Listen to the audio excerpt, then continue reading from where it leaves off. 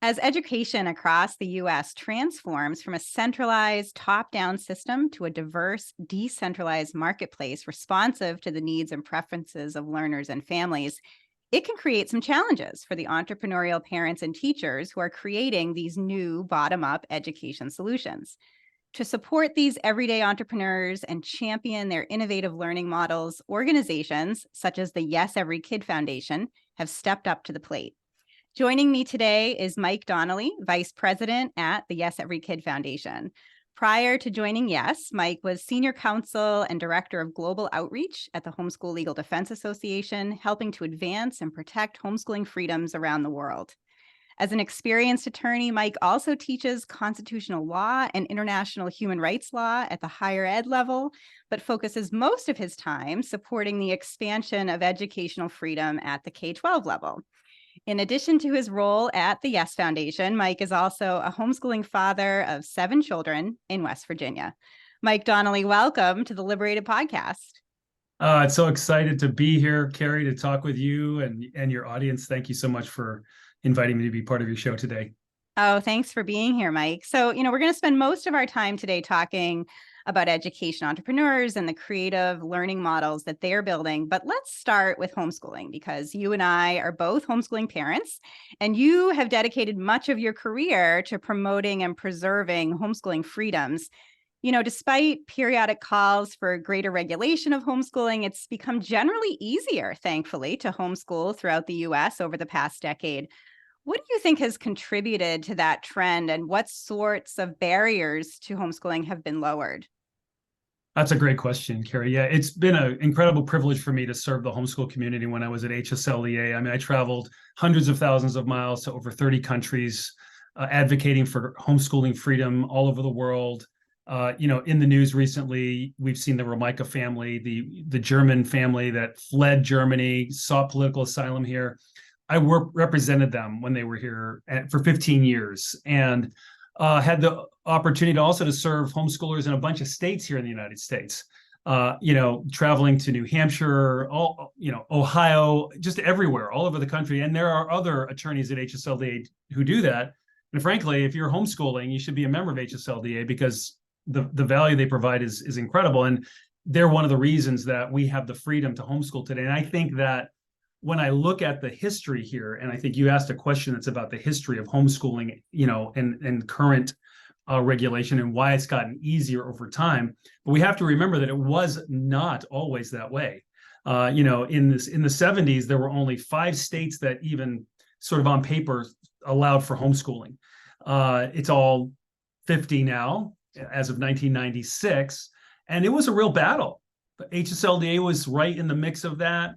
But it was a grassroots battle with parents all over the country going to courts and to legislatures advocating for freedom. And the first laws that came out, they were not very free. They were not free. People had to submit notification every year, sometimes more than once a year. They had to do tests at least once a year, submit those tests in most states. There were a few states that didn't do that, but most states did that. And so for many years, the regulations that existed for homeschooling were very burdensome. Here we are in 2023, and we look back over the last 23 years, and the story has been one of state after state after state removing all kinds of burdens, removing the requirement to notify annually, removing the requirement to even do any kind of assessment. And you ask the question, why? Because I think that's the really important question. To me, as I look at it, what I take away from that is this. The people who are making these policies, who are removing that regulation, have seen something. And what they've seen is that home education works. They've seen that the kids who are home educated grow up to become mature, productive citizens who are socially adjusted, who are contributing to society, well educated. And they're like, you know what? Why are we bothering these parents with all these regulations? That's on the one hand. And then on the other hand, the schools are like, we're making them submit this paperwork, but they're doing fine, and we don't even look at the paperwork. So why are we even doing this anyway? And so you've got the constituency who would use the information, not using it because there's no need to. The schools looking at test scores. And the parents are like, this is crazy. Why should we have to get permission from the state to homeschool our kids? And then telling the legislatures, why don't you get rid of this? And the legislatures are like, yeah, let's get rid of it. So over the last 23 years, there have been 28 states that have changed their laws and made it much easier to homeschool. So that's kind of a big, broad brush, review of that. And are you optimistic that that trend will continue, that we, despite these occasional calls for more regulation of homeschooling, that we will see instead the opposite, that we will continue to see deregulation and making it easier for parents to choose homeschooling? Yeah, Carrie, I think we are witnessing an incredible moment in history of the United States. We are seeing the transformation of education in our country, and I could not be more excited about what's happening in America right now. And I think it started with homeschooling back in the 60s and 70s. People said, we're done with this. We're doing it differently. And it was just a few people, very small numbers of people. But over time, more people saw that it worked. And over 30 years, the homeschooling community has shown conclusively, you don't need a certified teacher for kids to learn. You don't need 4 brick wall buildings, huge, big box schools, or any even small schools. You don't need a building for kids to learn in. Okay, you don't need that. Kids can learn in lots of different ways. And I know you know this, and Peter Gray is a mutual friend of ours. Peter talks about kids are natural learners, and that's why play is so important. And we look back to how, in the history of our country, how education was done and how it's changed so much, really to the harm of children. And I would say, I think you would probably agree, we could talk about that, but I feel like, we are witnessing a realization in our country that we got to do something different. We have to do something different. So you see that in reports like Todd Rose's Education Index. Todd Rose of the Populous Institute has done some really important groundbreaking research looking at education. And his conclusion is this: people want something different. Ed Choice has done surveys showing people are not satisfied. And, we can see that. So I think that people have tasted something different. They see that different works, and we're not going back. Yeah, and we know that homeschooling rates remain above pre-pandemic levels in most parts of the U.S., that families who may have dabbled with homeschooling during school closures and prolonged remote learning liked thinking about education beyond the 4 walls of a conventional classroom, and were more open to different types of educational models, including homeschooling. So we, certainly need to stay vigilant and continue to preserve and expand homeschooling freedoms across the U.S. And that's something you certainly still care quite a bit about, but you decided within the past year to make a shift from the Homeschool Legal Defense Association to join the Yes Every Kid Foundation and support educational freedom more generally, with a particular focus on entrepreneurial parents and teachers who are creating microschools and learning pods and hybrid homeschool programs and various educational collaboratives. And there is sometimes frequently overlap between kind of homeschooling and these entrepreneurial parents and teachers. But I'd love to hear a little bit more about the vision of Yes Every Kid Foundation and why you decided to join that organization. I'm so excited about the mission of the Yes Every Kid Foundation, which is part of a larger community that's really dedicated to fostering social change based on some really important principles like dignity, respecting the individual, bottoms up solutions, not top down centralized approaches, emphasizing mutual benefit in our society where, people can freely decide for themselves what works for them. And using their gifts, their talents, and their abilities to add value where they can add value. That's a vision of society that the Yes Every Kid Foundation is part of advancing in the area of education. And so, at the foundation, what we're doing is we are trying to discover through research the kinds of policies that families are ready to use, that they want to use, that will help deliver individualized educational opportunity for kids, the kind of stuff that we do in our homes every day as homeschoolers, right? But we realize not everybody is going to homeschool. I mean, it's bigger than it's ever been, but, and it's going to continue to grow. But there's lots of other things that are happening. You talk about micro schools and learning pods and learning collaboratives. And so we're very excited to invest our time in supporting those people. So in addition to research, we're also supporting these new policies that are opening up opportunity for families, like education savings accounts and tax credits. And there's so many policies across the whole country. And this last year has been an amazing year for transformation in that area. So what we're trying to do is work with state agencies to say, hey, guys, when you implement these policies, don't implement them for the bureaucracy's benefit, implement them for the family's benefit. Do it in a way that meets their needs, not just because it's easy for you. And for me, as the lawyer, I've been given the opportunity to build this incredible capability. We've got an amazing team of lawyers dedicated to helping education entrepreneurs navigate regulatory obstacles, because as you know, Carrie, and as you have been writing about, today's education laws and other laws were not written with these education entrepreneurs in mind.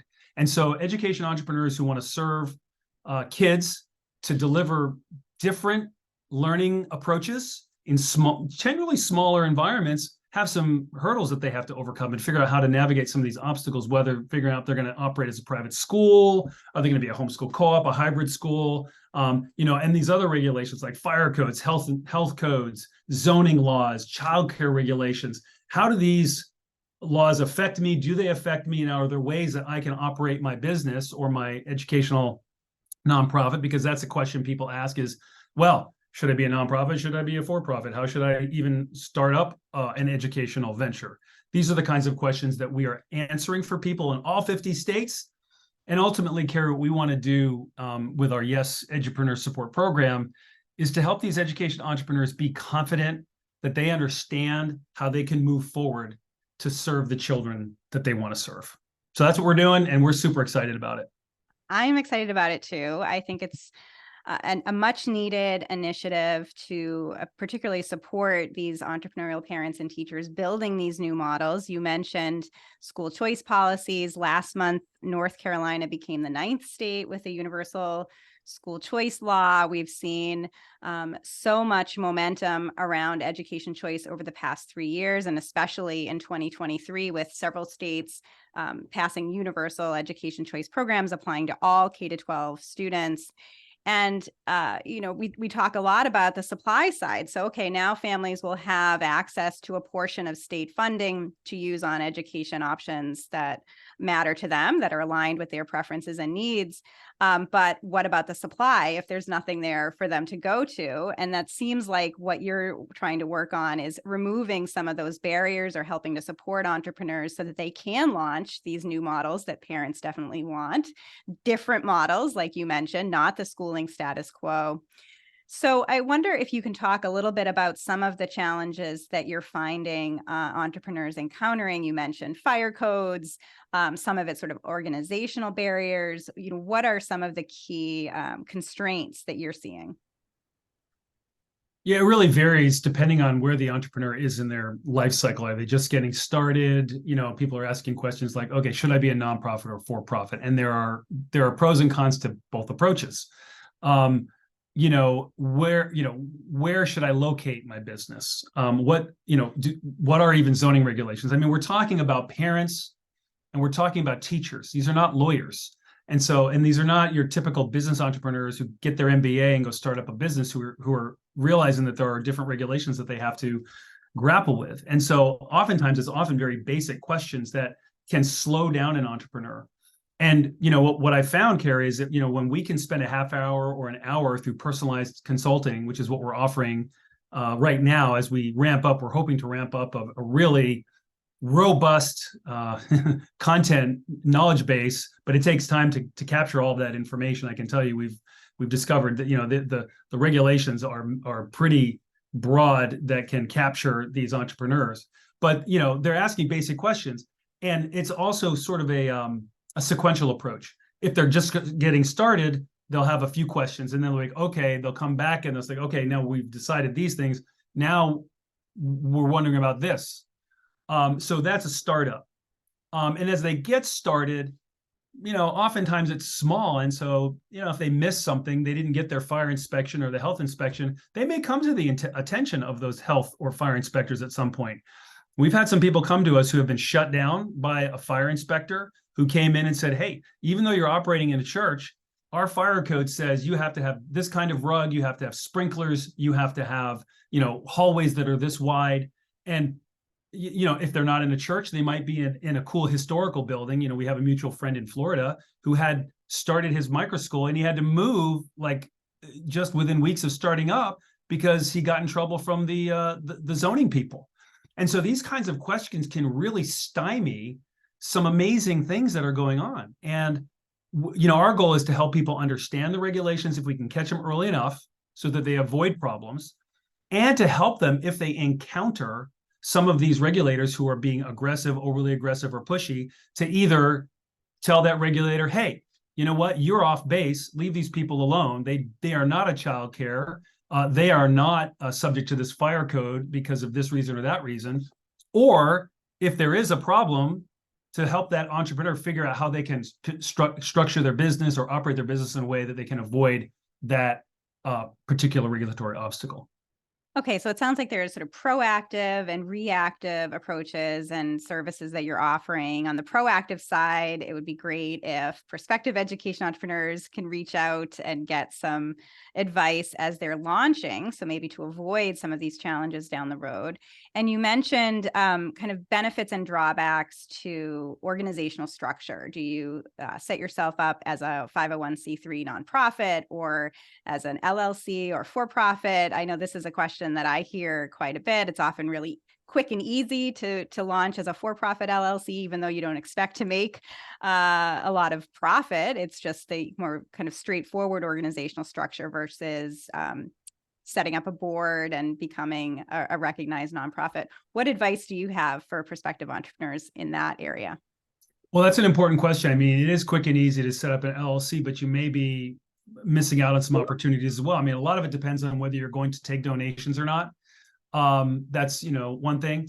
Are you operating for the good of individuals, or are you operating for the good of society? That's an important distinction, because a nonprofit cannot be operated for the benefit of individuals. So if you want to build a big business and get rich, you probably want to do an LLC. If that's not your vision, then a nonprofit might work for you. Now, the nonprofit, there are a few other steps that you have to overcome, but they're not that difficult to overcome. But this is the kind of conversations we have with people, because everybody's situation is different. Carrie, you know that you've been to so many different entrepreneurial environments and talked to so many entrepreneurs. Everybody has their own vision. And that really is in sync with us too. We believe in individuals, we believe in people, and we want to help people as individuals to achieve their objectives and help them think these things through. So there's no one size fits all.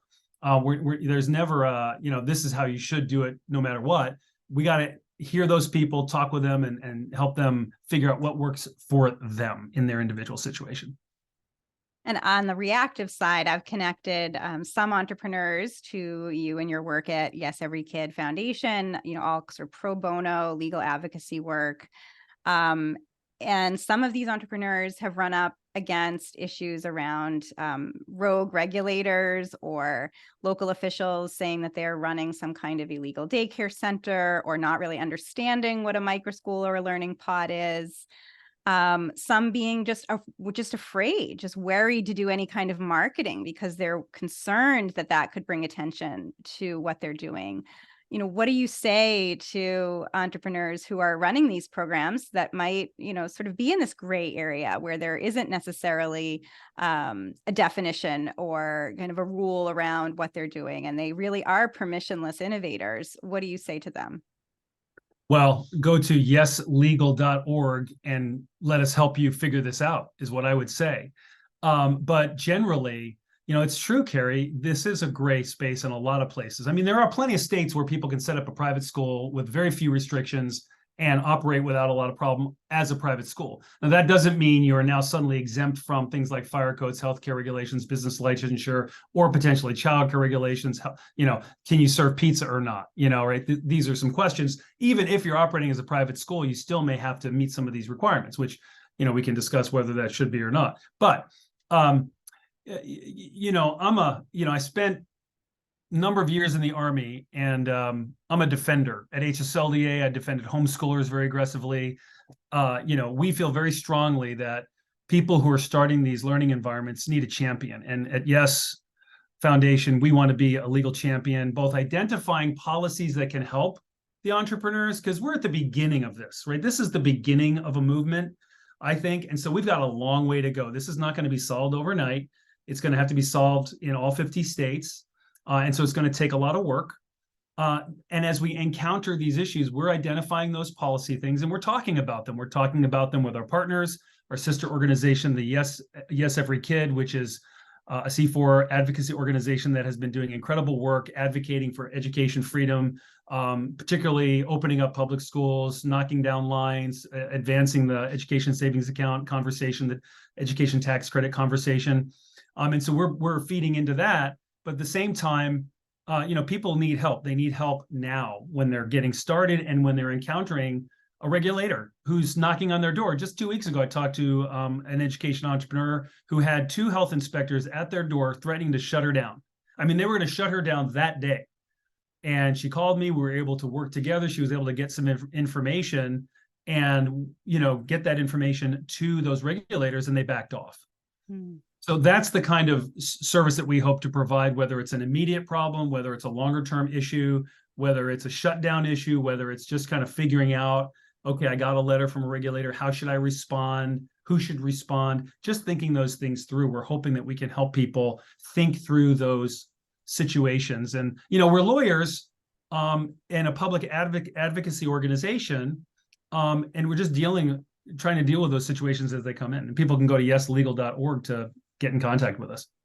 Yeah, and you have a terrific team that you're assembling of attorneys working with the Yes Legal Advocacy team.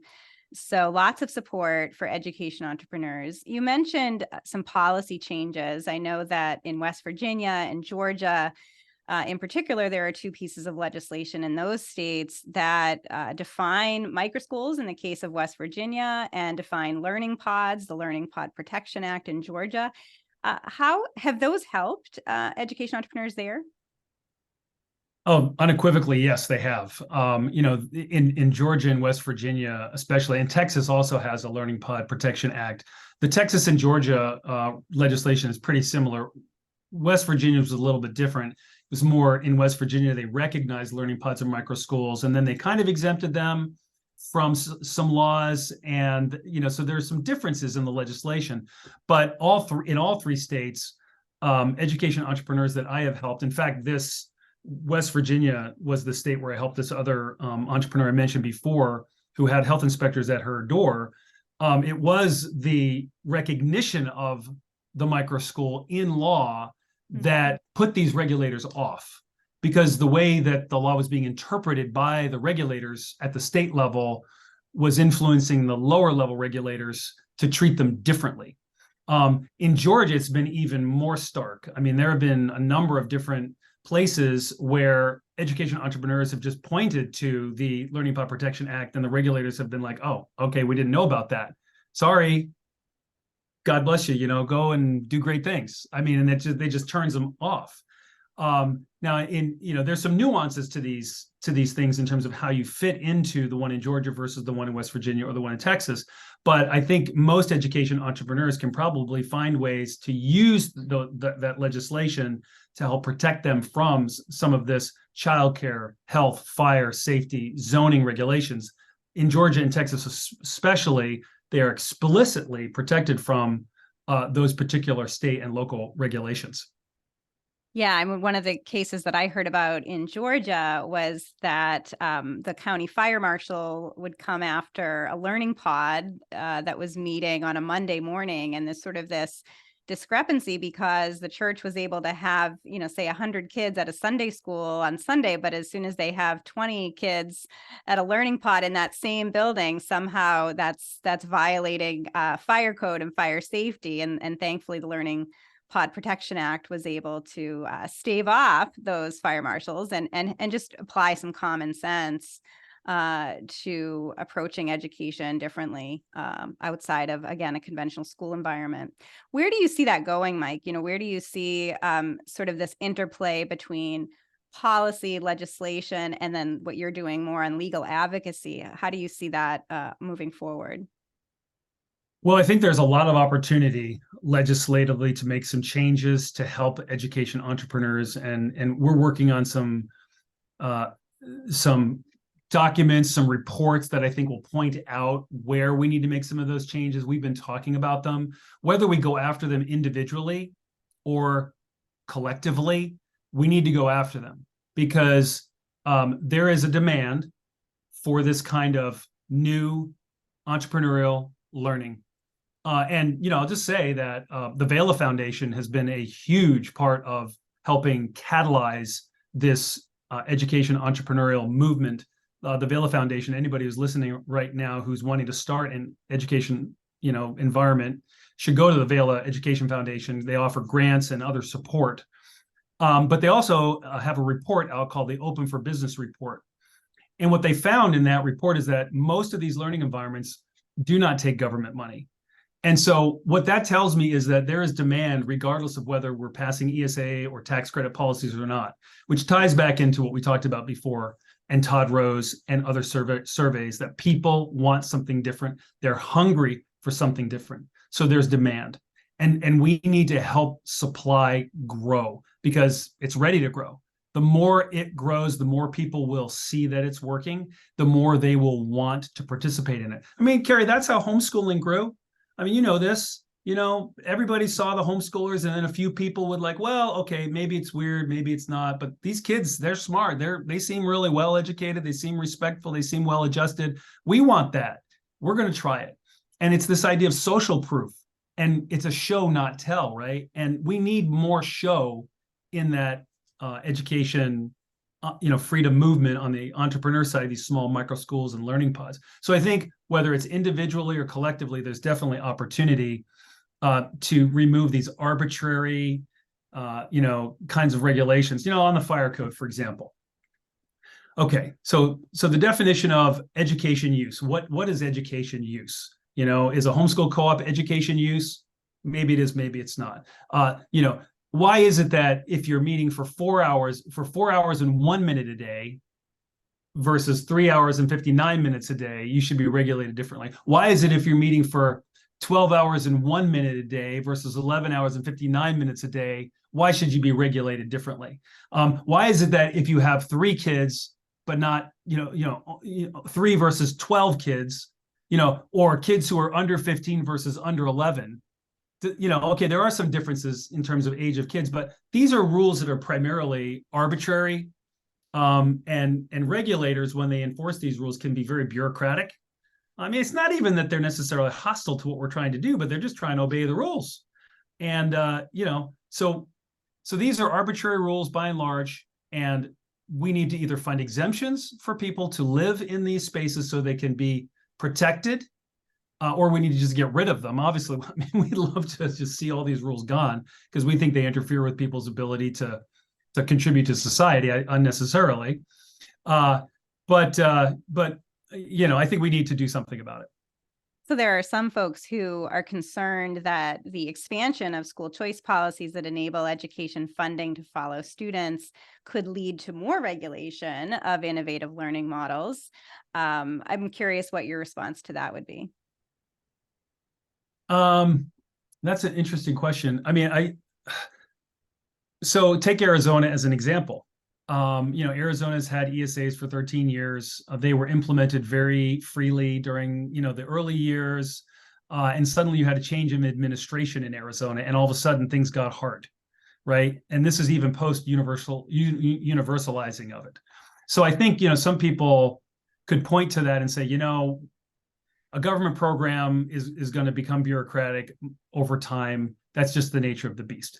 And we need to make sure that we do everything we can to prevent that from happening, to make it as free as possible. And that's what one of the things we're doing at Yes Every Kid Foundation is working, with those agencies to make sure that they're pointed towards the consumer and making these policies family friendly. But it's a hard job. So we have to work to make it as good as it can be. I mean, I think you could point to that and say, well, that's one reason why people might be concerned about that. That doesn't mean we shouldn't keep doing it. Right. Yeah, and I think that's the key, is that the more families are exposed to different kinds of learning models, the more social proof there is, as you say, then the less of an appetite there'll be for regulation.